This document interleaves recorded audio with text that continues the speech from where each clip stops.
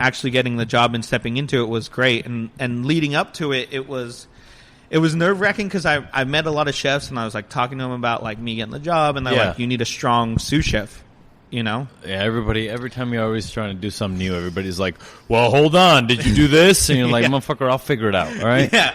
So, but the one thing that came up, because, and I've seen it, you know the dynamics of when you have a chef and a strong sous chef, like it works, right? Like, yeah, exactly. You need those things. You and do. I was like, fuck. I was like, I don't even know anybody.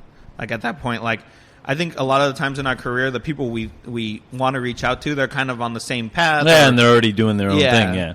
And you're like, shit. And so I have this really good friend, Josh, who was at Saison, and we'd hang out all the time, do dinners and things like that. And then like this other actually friend of mine too, like once again, like one of those people you just meet. Like he was a cook at Cotogna and I was a cook at Quince, and we met this guy Jordan Whitrock, really great chef, and he was mutual friends with Josh too. So we ended up at dinner at the same place, at Josh's house. Yeah.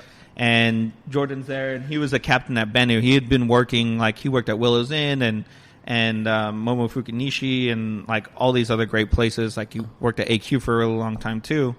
And he was like putting his notice. He was the captain at Bennu, putting his notice. He didn't really know what he was going to do next.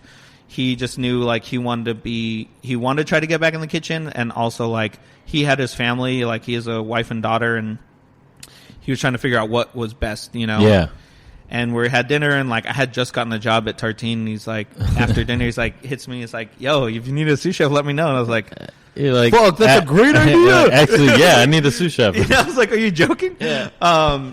Because also like it kind of just happens organically, right? Like with Jordan, it was important because I pursued him because it was like I knew. Having known him for so long, because I met him 10 years ago, even though like we weren't like talking all the time and all that stuff, but like there was times when he was living in New York and I'd visit, there was times when we'd randomly run into each other at Union Square Green Market and then hang out and all those things. But I also knew his style and the way he was like different than me, like a good counterpoint. Yeah. So like if I can get this guy, like we can really do some cool shit.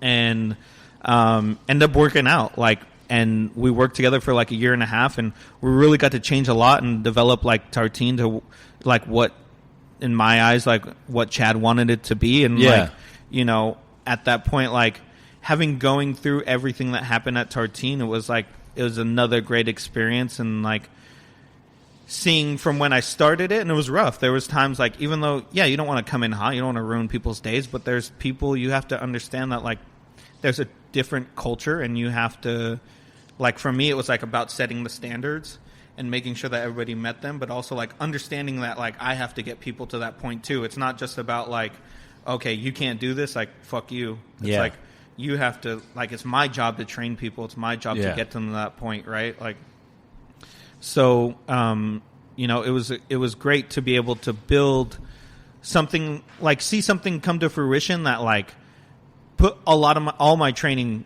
together, you know, from like the way the prep schedules were. Like I had a prep cook who is really talented and like, but just kind of did random projects. I didn't even know what he was doing. And then at that point, like I got him to the point where now he's like making very short ribs start to finish, you know, like he's able to portion it, make the sauce. And like, those are important things to me, you know, like line cooks moving up or like, you know, learning something new every day and like building that kind of atmosphere, but then also like building something.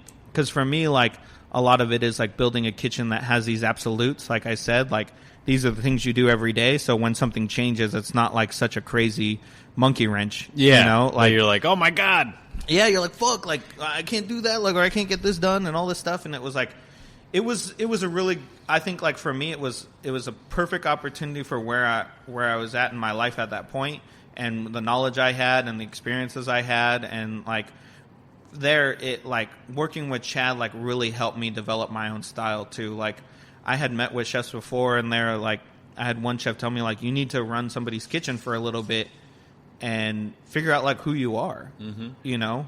Yeah. Because one thing to do private chefing and people love your food, and not that they do. Sometimes they tell me like if it wasn't that good, but like, you know, doing pop-ups and private chefing, it's easy to like get jaded by that because people in general really like your food, and especially with pop-ups, it's like you go out there and they just like love meeting the chef. Supporting you, yeah. But it's kind of fake. Yeah. So it's like, being the chef of somewhere and like seeing your training, like that's what I want to do. Is can you teach others to make it the same way that you would? Yeah. Can I also create a culture that, like, what kind of culture would I create? Like, what does 2 years of my training look like for someone? And especially like working with Jordan, because like we work so closely together, and like it wasn't, like I said, we worked together. I never felt like he worked for me, and it was like, it was such a good learning experience because like I learned from him and he learned from me, and like we got to create this like culture together, and I also got to see what it took, right? Like, because Jordan he's really good, super talented. He's actually running the Manufactory now, and I'm excited to see what he does next, like there. But it was important to me that like we kept on pushing too. Like it doesn't matter if Michelin comes or whoever. Like that was never the goal. That's honestly never the goal anyways. It's like, can we create a standard? Can we create a culture that like thrives and like and people can learn from, and they feel like they're learning, and they're like, it attracts new cooks to want to come learn. Exactly. Yeah. And also just like retain people too. Yeah. Because like I don't want to be the type of person that like has the highest turnover rate. Yeah, no. Nobody wants that. Yeah, it's not fun looking for cooks. But so how long were you at Tartine? 2 years. So I'd like a little under 2 years. So I left back in February of this year, 2021. Yeah. And why'd you leave?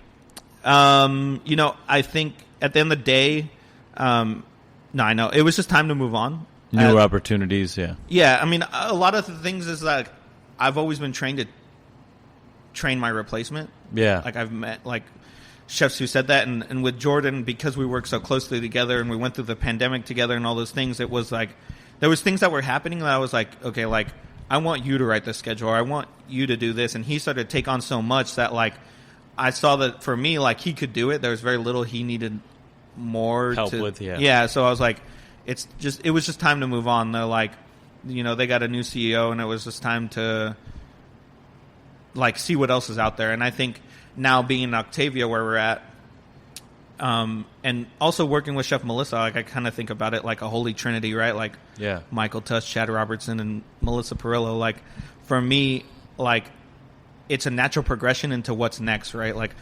Octavia is a dinner restaurant only. Yeah. It had a Michelin star before. It's my job to like, we're opening up a brand new restaurant here. It has a reputation, but it's my job to exceed the expectation. Yeah, for sure. And bring new life into this with Melissa, and also learning her style, because like for me, she's so successful too. And like it's been interesting talking to her because Octavia and all the restaurants have been closed this whole time. She chose to do that. Yeah. And like learning how to weather that storm and how she did it is important to me too. But also like learning her style and making the natural progression now into being the chef here of a dinner only place with more expectation and all those kinds of things, where like the Manufactory, it was like building a system that sustained like a beast, breakfast, lunch, and dinner. Yeah. There's days like your brunch, you're doing 300 people, and like I'm expediting and working a station and doing all these crazy things. Like, not that wouldn't happen here, but it's just a different beast. Yeah, you're refining your food here, I guess. Yeah, refining my food and also taking those systems that I did there and seeing how they apply here. Not everything is going to be exactly the same. Oh, but for sure. It's like learning, Chef Melissa's style too, and like what her like management style is, and like how like the day's work and menu writing and all those kinds of things, and applying it into what I already know, because like the best thing you can do is learn.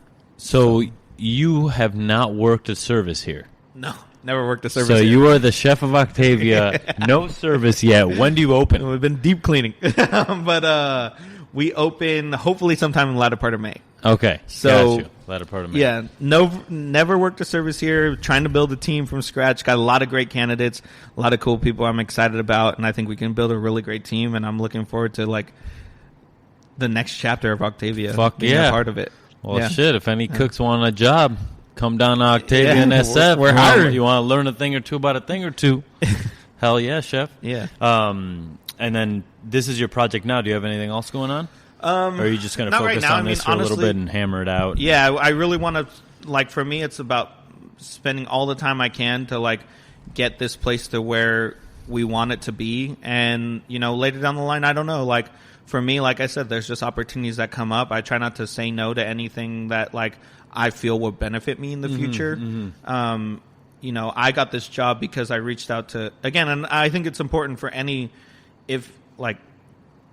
young cook or anybody in general. I think, like, a lot of what I've been able to benefit from is, like, you know, like, just like refining, like, what you want to do and, like, figure out who's going to help you get there. And also just, like, not saying no. I mean, you can't, like, yeah, I know my worth and I know, like, all these other things, and there's certain things I want in my life. Like, I recently, you know, took up boxing and things like that. Like, there's things I want to start getting back to in my life that I neglected. But also, like, I know what I want in my career too, and I know who's going to help me. I know that, like, for me, like, I'm not going to be hung up on, like, one thing, you know. I definitely being at Tartine and that experience, a lot of what I learned too was, like, trusting my instincts. There were some things that, like, happened that it's like, okay, like, I know I shouldn't have done that and I should, like, go this route, or, like, I just need to trust my gut more, you know. And so right now the focus is just Octavia and, like, getting it open and, like I said, exceeding the expectations that it has before, its reputation from before. Like, it's my job to get the cooks to that level. It's my job to get the restaurant to this level. Like, I'm really looking forward to that challenge and opportunity. Fuck yeah. Yeah. Hell yeah, Chef. Yeah, so it'll be great. Well, thanks for fucking inviting me up here and getting this going. Yeah, thank you. Thank you for your time. Yeah, no problem. I think this is the long one, probably. Nah, it's all good, though. Yeah, but I was like... Suciotalk doesn't give a fuck about time. Okay, good, because I love rants. Just about the message, baby. Yeah. So we got a good one here, and I'm sure that your story is going to inspire many cooks and many people who listen, you know. So thank you very much. Thank you for putting me on here. For sure. Seriously. Come see Chef Nico at Octavia SF. Signing off. Sucio Talk, ciao, episode 21. Nice. Actually, no, 22. 22. Oh, I always fuck that up. You know that. No, that's all right. 21, 22, they're both good numbers.